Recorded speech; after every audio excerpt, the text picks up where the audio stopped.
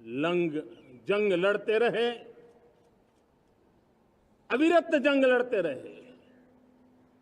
इतिहास गवाह है कि 1857 के स्वातंत्र संग्राम जिसको हम याद करते हैं, उसके पूर्व भी हमारे देश के कई आदिवासी क्षेत्र थे जहां आजादी का जंग लड़ा जाता था।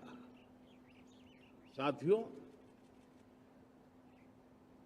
गुलामी का इतना लंबा कालखंड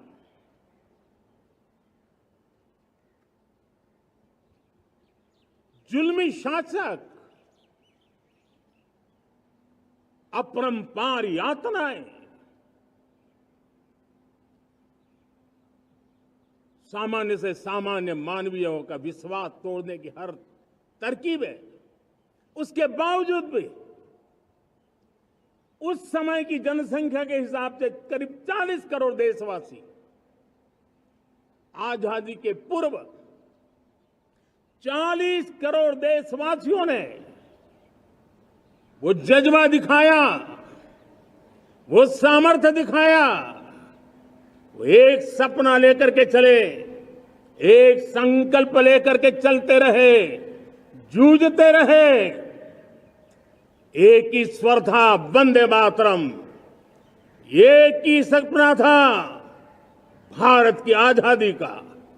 40 करोड़ देशवासियों ने, और हमें गर्व है कि हमारी रगों में उन्हीं का खून है।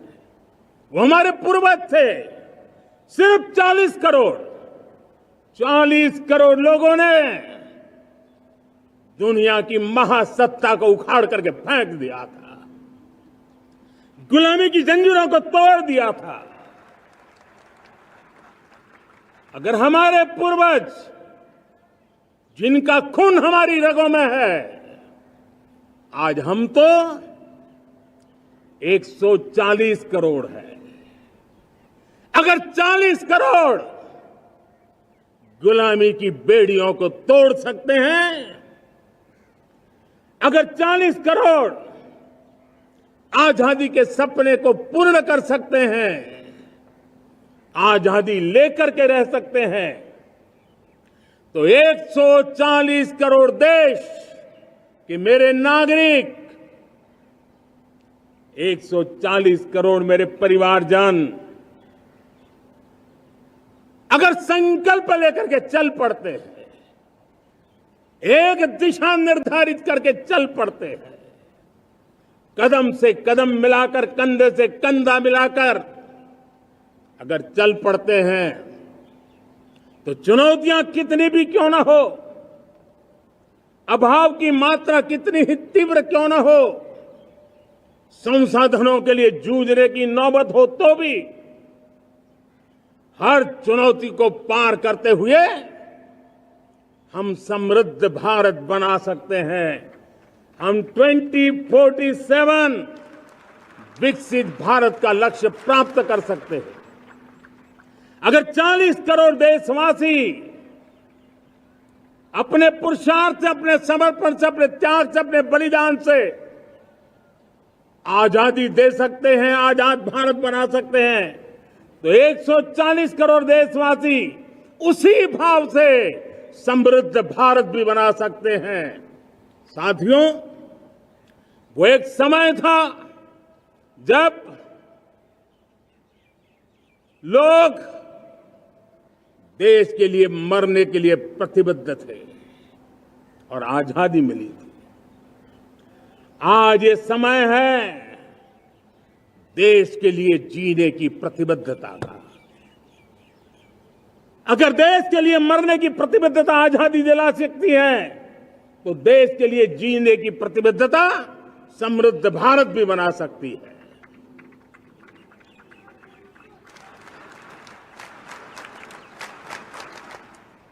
साथियों, विकसित भारत 2047 इस तरफ भाषण के शब्द नहीं है, इसके पीछे कठोर परिश्रम चल रहा है। देश के कोटि कोटि जनों के सुझाव लिए जा रहे हैं, और हमने देशवासियों से सुझाव मांगे और मुझे प्रसन्नता है कि मेरे देश के करोड़ों नागरिकों ने विकसित भारत 2047 के लिए अनगिनत सुझाव दिए हैं। हर देशवासी का सपना उसमें प्रतिबिंबित हो रहा है, हर देशवासी का संकल्प उसमें झलकता है। युवा हो, बुजुर्ग हो, गांव के लोग हो, शहर के लोग हो, किसान हो, कामदार हो, दलित हो, आदिवासी हो, पहाड़ों में रहने वाले लोग, शहरों में रहने वाले लोग हैं, हर किसी ने 2047 में जब देश आजादी का 100 साल मनाएगा तब तक विकसित भारत के लिए अनमोल सुझाव दिए हैं। और मैं जब इन सुझावों को देखता था मेरा मन प्रसन्न हो रहा था। उन्होंने क्या लिखा? कुछ लोगों ने कहा कि दुनिया का स्किल कैपिटल बनाने का सुझाव हमारे सामने रखा। 2047 विकसित भारत के लिए कुछ लोगों ने भारत को मैन्युफैक्चरिंग का ग्लोबल हब बनाने का सुझाव दिया। कुछ लोगों ने भारत की हमारी यूनिवर्सिटीज ग्लोबल बने इसके लिए सुझाव दिया। कुछ लोगों ने यह भी कहा कि क्या आजादी के इतने सालों के बाद हमारा मीडिया ग्लोबल नहीं होना चाहिए। कुछ लोगों ने यह भी कहा कि हमारा स्किल्ड युवा विश्व की पहली पसंद बनना चाहिए।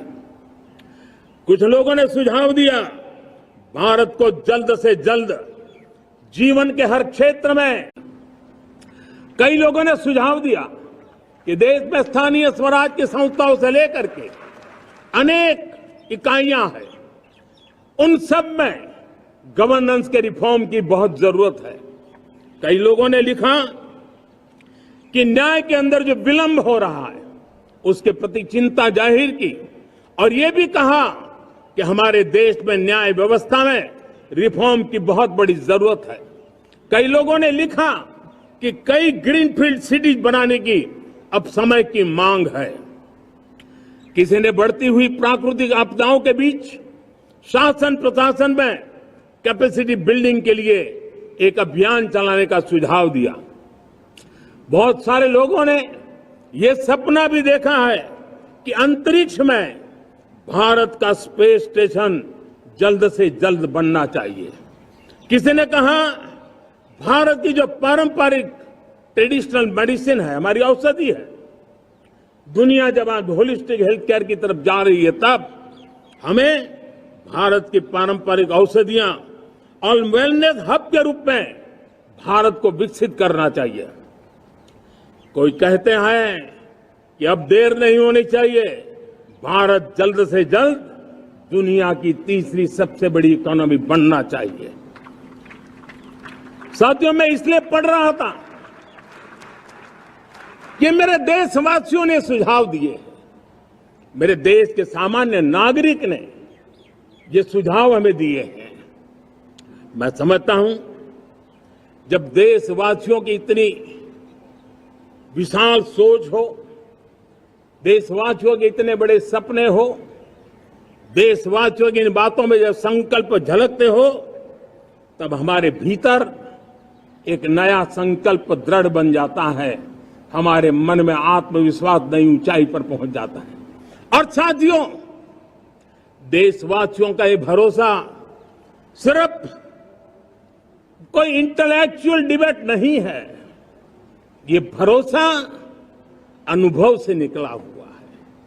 ये विश्वास लंबे कालखंड के परिश्रम की पैदावार है और इसलिए देश का सामान्य मानव याद करता है जब लाल किले से कहा जाता है कि हिंदुस्तान के 18,000 गांवों में समय सीमा में बिजली पहुंचाएंगे और वो काम हो जाता है, तब भरोसा मजबूत हो जाता है।